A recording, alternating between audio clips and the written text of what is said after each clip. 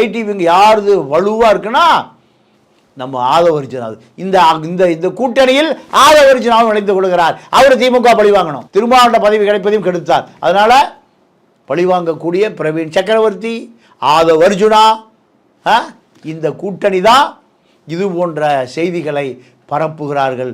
இதை தட்டி கேட்கக்கூடிய தன்மானம் உள்ள ஆட்கள் இங்கே யாருமே இல்லை. நீங்கள் சொல்கிறதெல்லாம் சரி ஐயா. பிரவீன் சக்கரவர்த்தி ஒரு ஆர்எஸ்எஸோட ஆள், காங்கிரஸ் கூட்டணி உடைக்கிறாரு, திமுகவிலேருந்து காங்கிரஸை வெளியேறி தாவேக்காவோட போன எல்லாம் சரி செய்திகள்லாம். ராகுல் காந்தியே ஒரு ட்வீட் போட்டு விஜய்க்கு ஆதரவு தெரிவிப்பது அப்படிங்கிறது இப்போ பிரவீன் சக்கரவர்த்தி நினைத்தது நடந்து விட்டதாக எடுக்கிறதா, அல்லது விஜயை ஒரு நண்பராக தெரியும், ஒரு திரைப்படம் சார்ந்து அப்படின்னு எடுக்கிறதா? ஒரு திரைப்படம் சார்ந்து தான் சப்போர்ட் பண்ணுறாரு அப்படின்னா எதற்காக மோடி அவர்கள் இழுக்க வேண்டும்? எதற்காக இது போன்று ஒரு வலுவான கருத்துக்களை ராகுல் காந்தி பதிவிட வேண்டும்? இப்போ அவர் பதிவிடுறாரு அப்படின்னா அப்போ பிரவீன் சக்கரவர்த்தி நினைத்தது நடந்து விட்டதா? தாவேகா காங்கிரஸ் கூட்டணி உருவாகிறதா? திமுக காங்கிரஸ் கூட்டணி உடைகிறதா? அப்படிங்கிற கேள்விகளை வைக்கிறாங்க. இல்லை, அது அப்படிலாம் ஒன்றுமே நடக்காது.